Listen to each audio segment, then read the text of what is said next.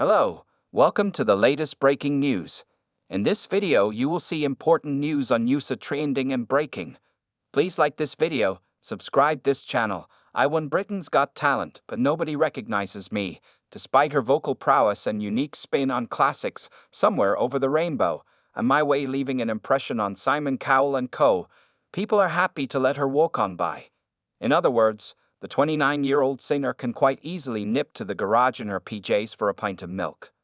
When people see me on telly or anything like that, I'm Sydnie Christmas, but 99% of the time I am just side with my trackies on, and my hair in a bun. I can go about my life, and I don't get recognized, she explained to metro.co.uk.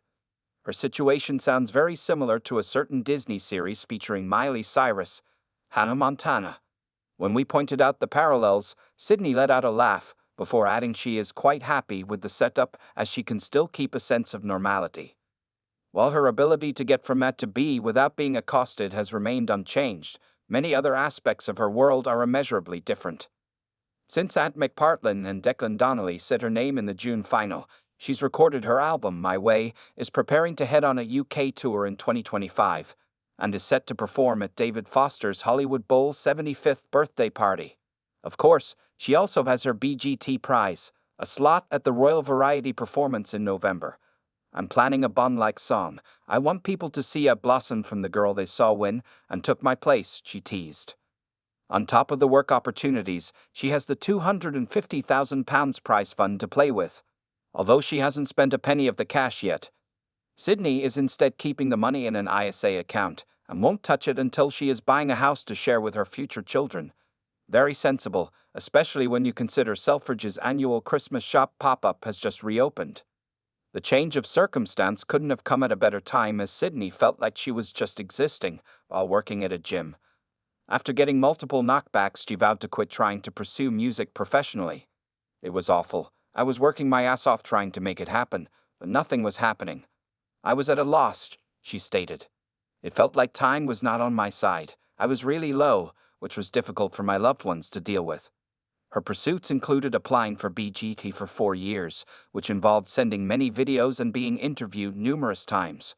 1 year, she came close but then self-sabotaged and pulled out due to being terrified. Finally, for Series 17, when Sydnie was about to turn off the microphone for good, she was in, and this time, she felt confident enough to walk onto the stage. At her moving audition, Amanda Holden hit the golden buzzer, granting her an automatic place in the semi-finals, and thanks to public votes, she progressed to the final. We all know what happened next. Now she is days away from her debut album release. Sydnie has chosen to do cover songs as that's what people know her for.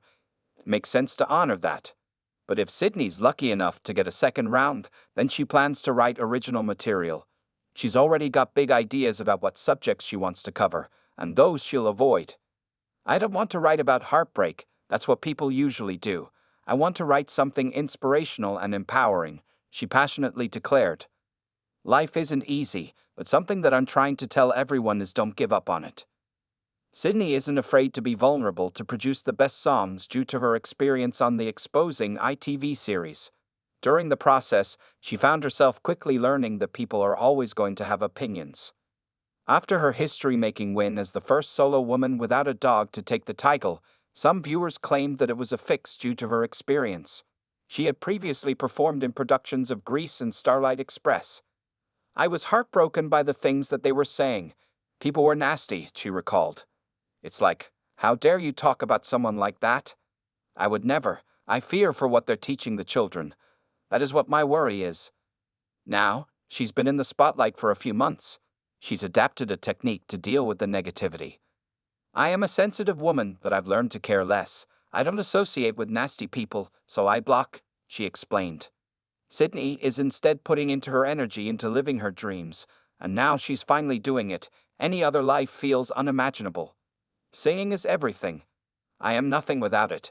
If I lost my voice, I don't know what I'd do, she summarized. And when asked if she could possibly be as big as fellow BGT alumni Susan Boyle, Sydnie had a modest response. If I'm anywhere close to Susan Boyle, I will be proud. I can only aspire to be like Susan Boyle. She is 1 in a million.